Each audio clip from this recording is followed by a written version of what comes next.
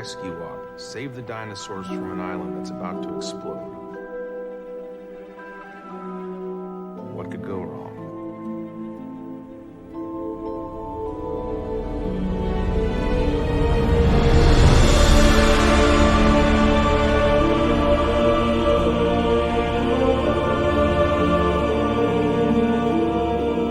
Welcome to Fallen Kingdom. We return to Jurassic World 1 minute at a time. I'm Brad.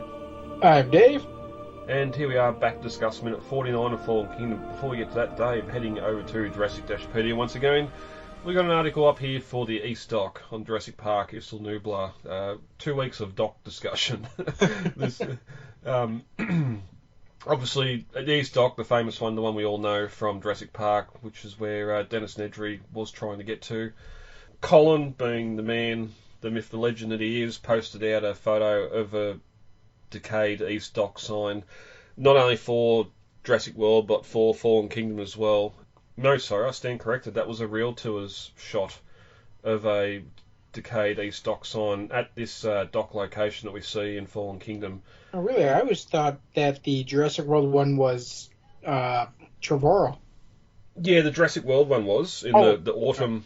The autumn or whatever it was, but there was another one that was posted for Fallen Kingdom when this set was on location in Hawaii, and they had a faded sign that was just sort of sitting in the middle of the asphalt, not really, not hidden outside the compound or anything. I see. Yeah, I get what you mean now. Yeah, I got a suspicion that was just them putting that there to say, well, this is the East Dock, even though we're going to see where this dock's actually located later on a satellite map, and we're going to talk a lot about the North Dock next week with next minutes. I reckon this is more the North Dock than the East Dock, but yeah, that's just going off the clues that we've got from maps and that sort of thing, especially now where the East Dock seems to be where the main visitor area on Nublar is for Jurassic World, or in the same vicinity anyway. So yeah, little right up here on the East Dock.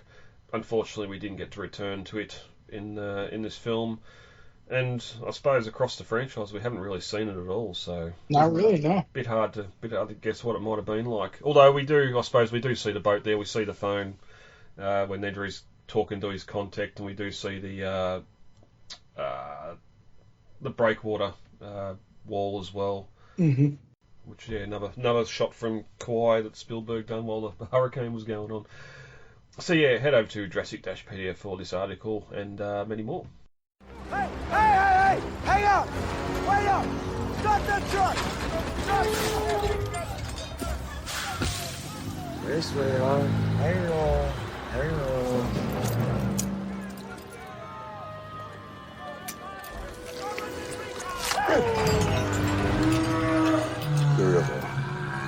You're gonna feel that when you wake up.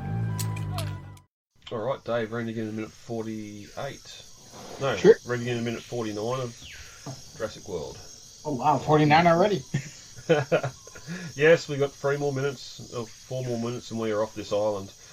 Minute 49 of Fallen Kingdom opens with a scared Gallimimus and ends with Owen and Claire making for the harbour. As we continue in minute 48, as discussed last minute, we've just got this baryonyx here swinging around and around circles on this crane.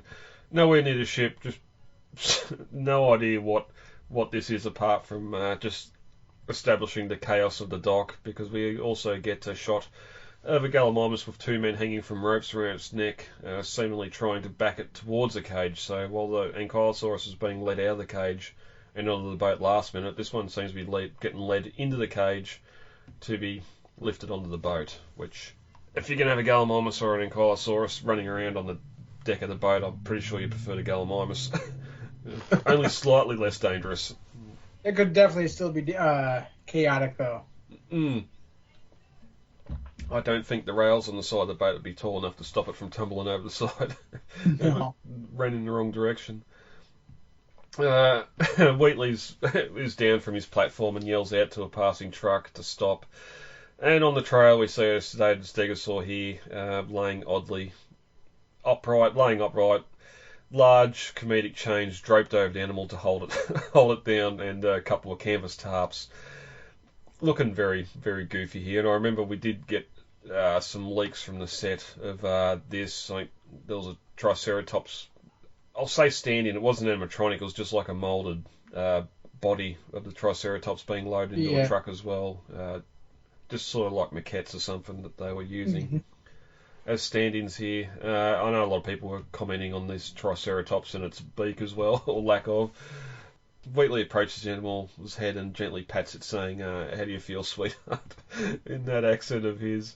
And then pulls out a pair of vice grips or pliers and tears one of the stegosaur's teeth out. And the animal shakes and groans in pain. Yeah, I will say I'm not a fan of the tooth prop they use here. It looks too mammalian. Like, it doesn't look like a stegosaurus tooth as we've seen them in the fossil record anyway. Yeah, yep. On Wheatley's collecting of trophies, I don't know, he's collecting teeth off. I suppose he's not really doing the great white hunter. These are coming from animals that I've killed or hunted. He's not even the one capturing them, so it's not as if he's outsmarted the animals. I would have liked a line saying these are going to be worth a lot on the black market or something once this island goes up. No, I think he's just like collecting them for personal collection, like kind of a trophy hunter kind of thing. I can't recall if we hear him. Maybe it's later when we get to the Indoraptor. If he actually says he's making a necklace out of them or something. I think he does. Yes. Yeah, because I'm pretty sure we do get that implied somewhere that he's doing this, collecting the teeth for yeah.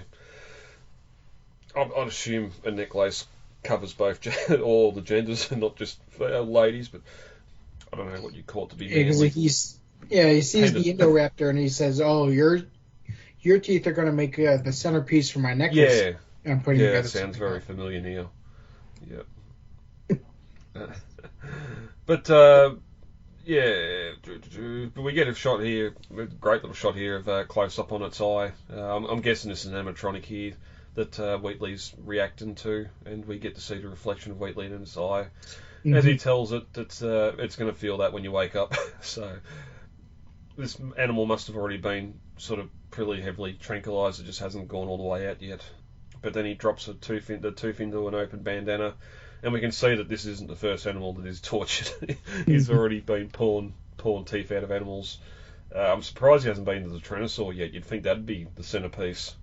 I'm not sure if he... I mean, if you've ever seen the root of a Tyrannosaurus Rex tooth, I got a replica of Sue's right here above my my screen. The entire tooth is about 12 inches long, and of that, the root probably makes up 2/3 of that. Like the T-Rex shed teeth, but not nearly at the rate that other carnivores did. Their teeth were basically pressurized railroad spikes that were just kind of drilled deep into the jaw. I don't want to think about it. Yeah, the pliers wouldn't get that out. You'd need I don't even know if swinging with a sledgehammer would do it, but I don't. Poor Rexy laying there tranked while Wheatley's going to work on a jaw of a sledgehammer is probably something we didn't need to see in this film anyway. No. I mean, that's horrifying just thinking about it. Anyway, Zia's yelling gets Wheatley's attention. She's yelling at her men for pointing their guns at the injured Blue. Alan watches all this from the ridge. They have Zia. They're loading out. And Franklin asks if they wanted the dinosaurs, why did they need us? And Claire is the one that realises they need the tracking system to capture Blue. So we talked all about that when we were at the bunker, why Claire and that were here. Through binoculars, Owen sees Zia fighting with the men, and then Blue lying on the front of a forklift, which again, that animatronic just out in the sun looks fantastic. Behind them, a section of the volcano implodes as lava bombs fly into the air. Owen gets to his feet. We need to get onto that boat. Franklin whimpers, "We're safe on the rock." And as the minute ends, Claire gets up, following Owen, yelling, "It's lava or the boat, Franklin." Yeah, you are in an elevated position here, and you probably would be safe from the lava. It would be pretty warm, but then that lava's going to be surrounding you, and you're not going to be able to go anywhere for some time until it cools. So get up, Franklin. Next minute, he's going to get up and run to the ship. Anything else on that before we get to novel comparisons? No, I think we're good. All right. Wheatley opens his vest once by the stegosaur, and inside there's different size pliers, so he's got a bit of a go-go gadget or Batman vest on here with different size pliers in it. He chooses a large pair, and opens the stegosaur's mouth. Wheatley then jumps onto the passing truck as it drove towards the ramp of the boat. Fire was burning through the jungle towards the dock, and he shouts, "Let's go, let's go." And as Franklin's not happy about rejoining the men that tried to kill them, but after looking at the volcano erupting, picks the boat over the lava. So again, a little bit missed out there. The whole reason he wants to stay there on the rock and not go to the boat is because the men have already tried to kill him once. And I'm sure if they just rocked up at the boat saying, "Hey, help us too," they'd either get left behind or shot. Yep. So, well, shot and left behind. Yeah. Yeah. As an aside, the pliers here that Wheatley is using are, for those who want to know, Tecton straight jaw locking pliers. They're the 10-inch model. Mm-hmm.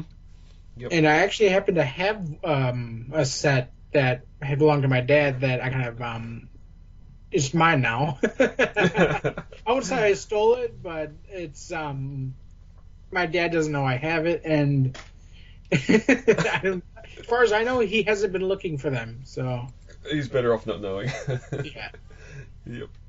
I'm sure others have used this for their Wheatley cosplays at various conventions and that as well. Just walking around with fake teeth in those pliers. But that's it for minute 49, Dave. I think that we covered that pretty well, and we'll get out of here for the week. All right, sounds good.